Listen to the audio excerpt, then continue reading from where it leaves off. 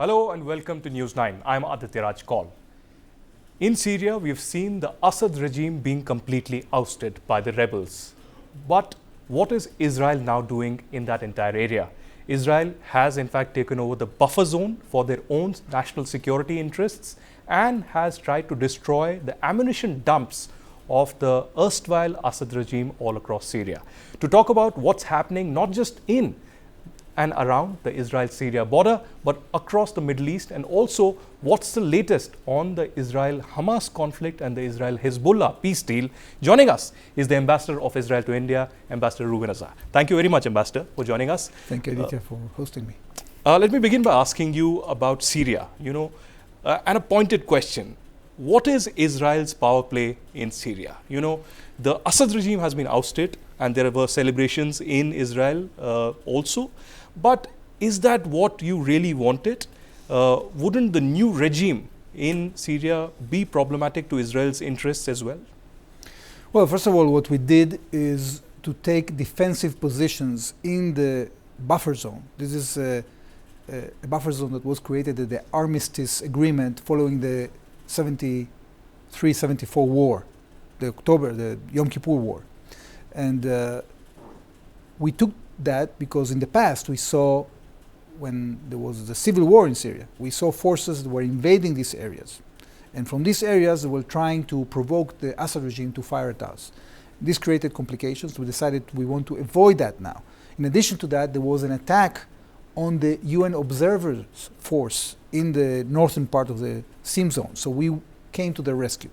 So we don't know what will happen in Syria. We don't have an agenda in Syria. We didn't have an agenda inside Syria even when the civil war started back in 2010. So as much as we don't want to interfere in Syrian affairs, we are not going to agree into a situation that a hostile regime will start attacking us. So we have to take precaution. That's exactly what we did. And our message is that not only we are very keen to defend ourselves, but also that we want to safeguard the rights of the minorities in Syria. There are minorities there. Some of them we've been assisting them, like the Druze, for example, in south, in Daraa. There are the Kurds in Syria that also have rights and they traditionally have been supportive. So we want to keep those interests. Beyond that, we don't have a power play. Assad was problematic because he was allowing the Iranians to supply sophisticated weapons to Hezbollah, weapons that were threatening Israel. We had to invest billions of dollars and also spend human capital and human life in order to neutralize the Hezbollah threat. So the fact that Assad is no longer there, it might play a role in slowing the rearming and regrouping of Hezbollah in Lebanon. Fair enough. But the new rebel leader, should I really call him new, because he's been there with the Al-Qaeda and then he quit the Al-Qaeda and formed his own rebel faction in Syria and has been at it for almost a decade. He has given very interesting statements saying that he's not entirely against the West. That's not his priority. His priority was to oust the Assad regime. He's also said that he will protect the minorities, particularly in Aleppo, the Christians and other minorities that you mentioned. In your opinion, and in the opinion of your Prime Minister as well, who came out with a statement recently where he said that if there is regrouping, if there is an attack on the interest of Israel, there will be a forceful response. Do you really think that there could be a possibility of this new rebel leader, if not now, but in future, turning its guns towards Israel? Well, there's certainly a potential for that, because what we have seen in the last few days, that not only we had the statement that you mentioned, but we heard other statements, for example, from the conquest of the Umayyad Mosque in Aleppo, in which some terrorists there said that we are on the way to Jerusalem. So we know what agenda these radicals have. We know that they have an interest right now to decrease the level of, let's say, objection from the West. The question is, what is their true nature? We don't know. We are hearing, first of all, we are seeing terrible videos about what they are doing to their own people. This is not very far from what Assad was doing to them. So are we dealing with savages like the ones we saw in the Assad regime? Apparently, yes. Or are these rebels are going to change their nature and suddenly concentrate in rebuilding Syria peacefully? If they do that, that's what our Prime Minister said. We are going to offer peace to the Druze, to the Kurds, to the Syrians, to the Christians, to the Muslims, to everybody. Israel wants to live in peace with its neighbors. The question is, what is going to be their agenda? What we are seeing in the Middle East since the so-called Arab Spring 2010 is that there is a huge fight between different groups of radicals. Shiite radicals headed by Iran and their proxies, Sunni radicals like Al-Qaeda, like ISIS, like Jabhat al-Nusra, like Hayat Tahrir al-Sham, many groups. Yes.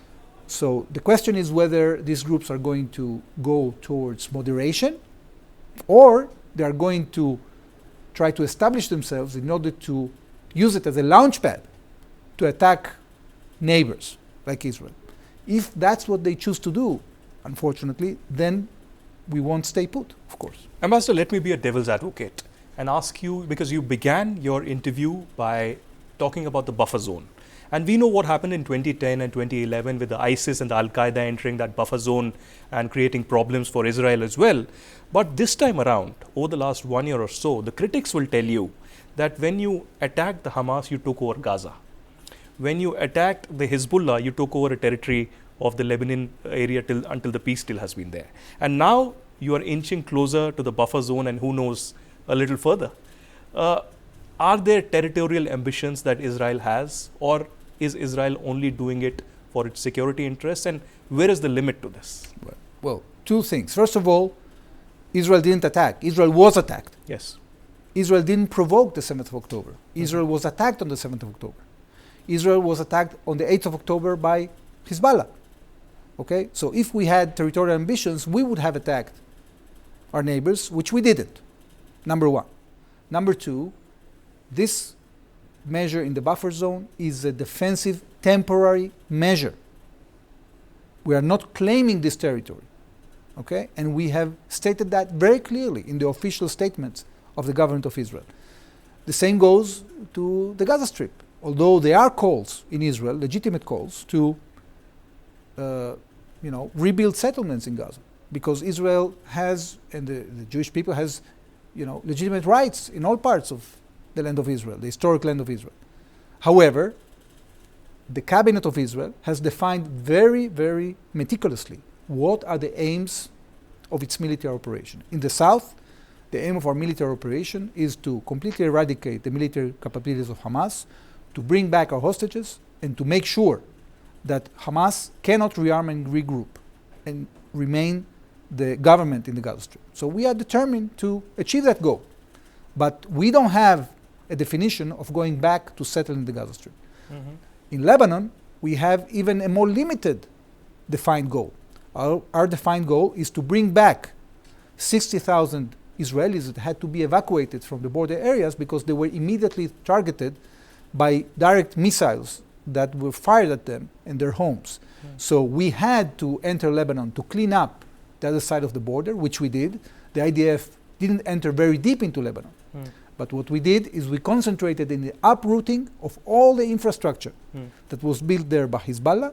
And once we achieved that goal, we achieved the ceasefire. Now we are going to fully enforce that ceasefire. Right. And if Hezbollah continues to breach the ceasefire and tries to operate south of the Litani, we are going to take action. It doesn't mean that we have a territorial claim over South Lebanon. It means that we are ready to withdraw to the international border, provided that the terms of the ceasefire are respected. Well, let me turn attention to Lebanon. There's been a peace deal, but how confident are you of this peace deal? And we have seen you completely trying to decimate Hezbollah in that area. We've seen a lot of attacks taking place. We also saw how Hassan Nasrallah was eliminated, his deputy was eliminated, and a lot of key leaders of Hezbollah were also taken down. we saw the pager blasts, a surprise blast taking place. I don't know whether you would admit to those blasts taking place there. One is that, but how is the future looking like on the northern territory of Israel? Do you think that this peace that is there, the ceasefire that is there, will be long lasting? Well, there is a difference between a ceasefire and peace. Okay. Of course, ideally, we would like to have a peace agreement with Lebanon because we don't have any conflict with Lebanon. Actually, in the year 2000, we were in Lebanon before the year 2000 to defend ourselves from different groups, okay, including Palestinian terrorist groups and others. We withdrew with the hope that we can achieve peace with Lebanon because we have zero conflict with Lebanon.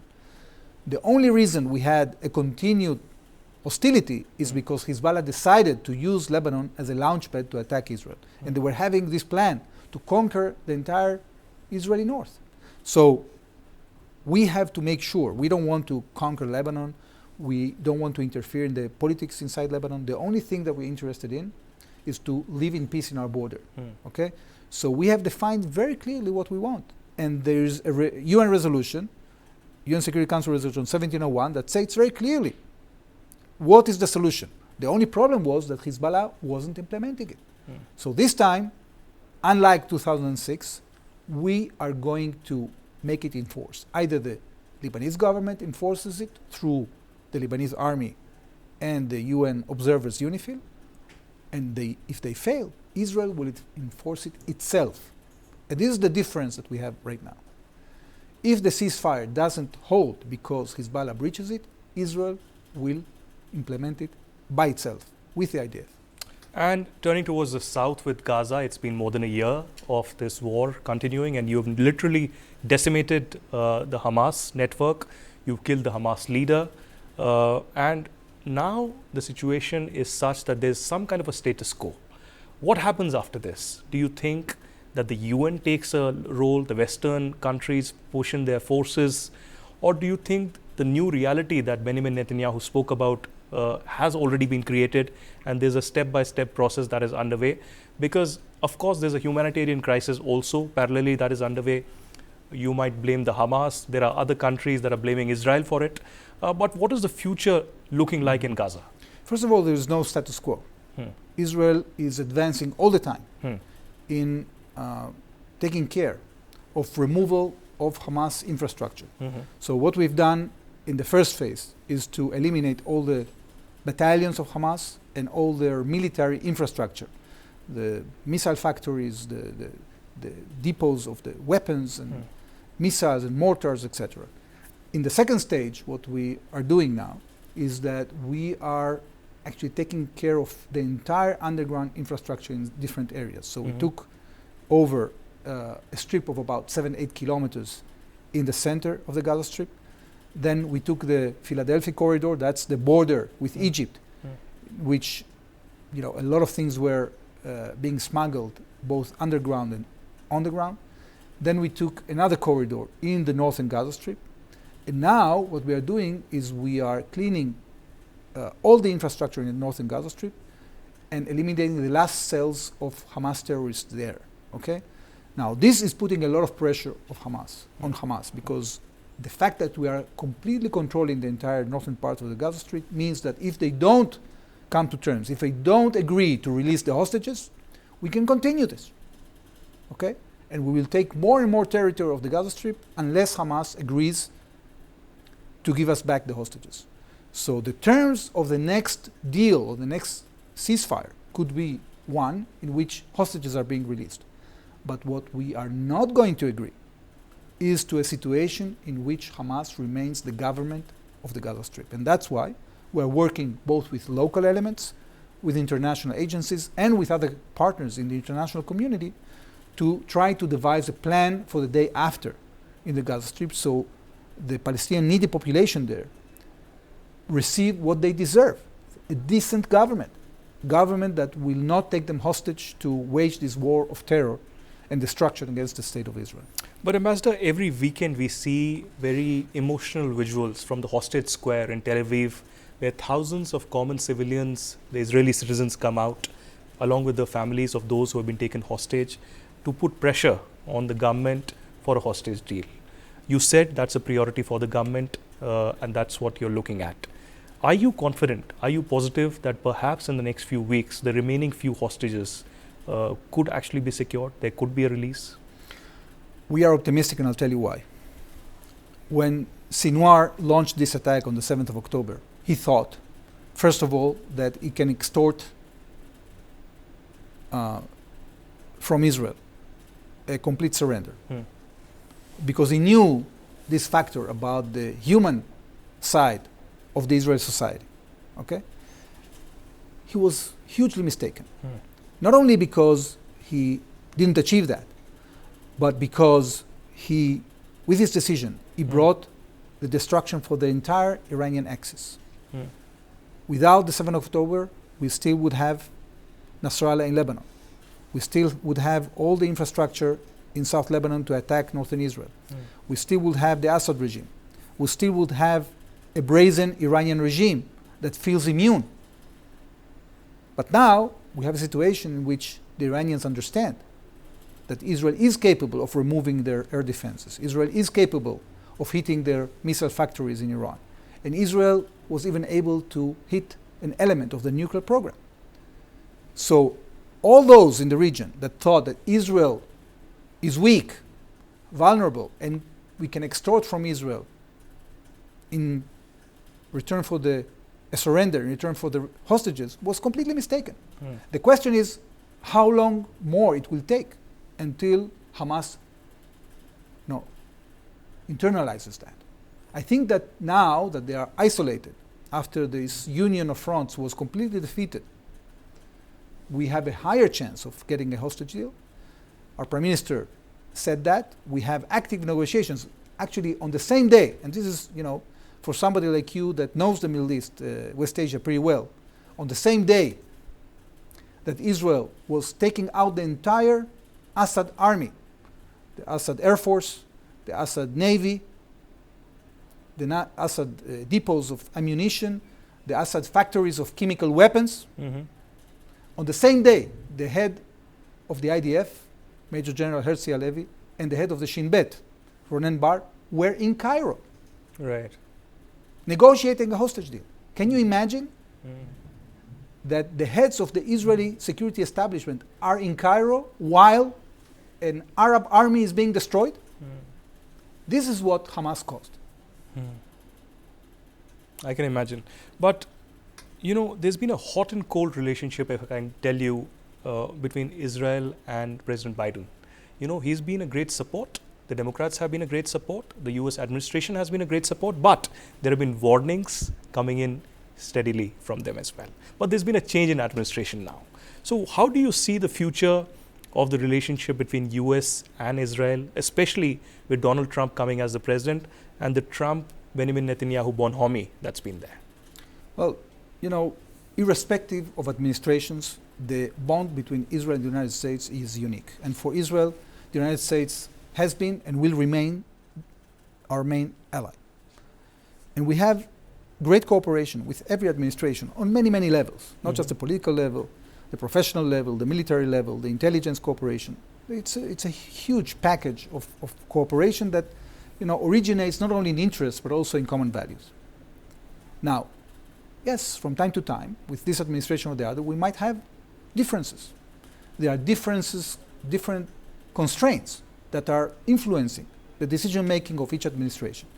Fortunately, we managed to bridge most of the gaps that we had with the United States. It took us a little bit of time, but at the end of the day, even if we postponed, for example, the Rafah operation, we did it. And we did it with very low human cost. And at the end of the day, we managed to take out Sinwar, and I think the United States is satisfied with the result. Because the United States itself, expressed, not just the president, also the spokesperson of the White House and the deputy head of the CIA and the Secretary of State, they all said that the reason that we don't have a hostage deal it's because of Hamas, not because of Israel.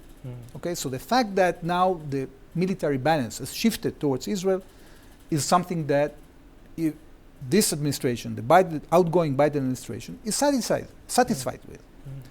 Regarding the incoming administration, of course, we are very enthusiastic. We are hoping that now that we have answered the challenge that was put forward by our enemies, we will be able to go back to the path of peace, of promoting the Abraham Accords that were signed during the first Trump administration. So there is a lot of work that we can do. I think that India also can be a major partner in that, and we are looking forward to do that. Strategically speaking, I want to ask you one more question in relation to Iran. You consider Iran as an enemy, but not the people of Iran. That's what Benjamin Netanyahu has been repeatedly saying in statements. And Iran has witnessed a lot of destruction in the form of Hezbollah and Hamas, its actors in the region who have been decimated largely. We've also seen unfortunate death of President Raisi and a lot of changes that have happened in Iran. But what's the future of Iran looking like as of now? Because there will be, of course, considerable pressure coming in from US as well with the change of the presidency. There is, of course, changing dynamics in Syria, changing dynamics in the Middle East. Do you think your eyes are now on Ayatollah Khamenei? That's what is the rumor on social media. Look, our eyes are on our security interests. Iran is a theocracy, a radical theocracy that is aspiring to build nuclear weapons. We have stated very clearly, and that came straight from the mouth of our Prime Minister, that we are not going to allow Iran to acquire nuclear weapons. Okay? What is going to happen inside Iran is completely up to the Iranian people. And, they see now how wasteful the regime was in spending billions of dollars during decades to build this empire that collapsed like a house of cards only in a few months. And all this money was taken out of their pockets. All this money was on the account of infrastructure that doesn't exist in Iran, that doesn't supply water. There's a huge water crisis around Tehran, for example, and other places. It was on the account of their heating in the winter. Iran has the biggest resources of natural gas in the world. And yet, people in Iran are freezing in the winter. So, on their account, this radical regime tried to create this hegemony in the region. The question is whether this regime is going to be held accountable. I hope that yes. I hope that the Iranian people overcome their fears from their oppressors. It's very tough to do.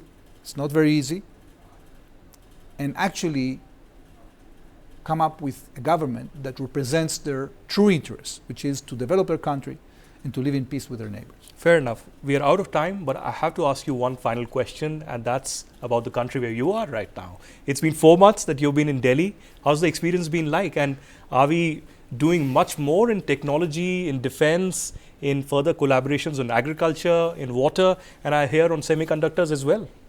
Well, look, I've been concentrating the last 4 months to understand where I am and to devise a plan to develop our relations in the future.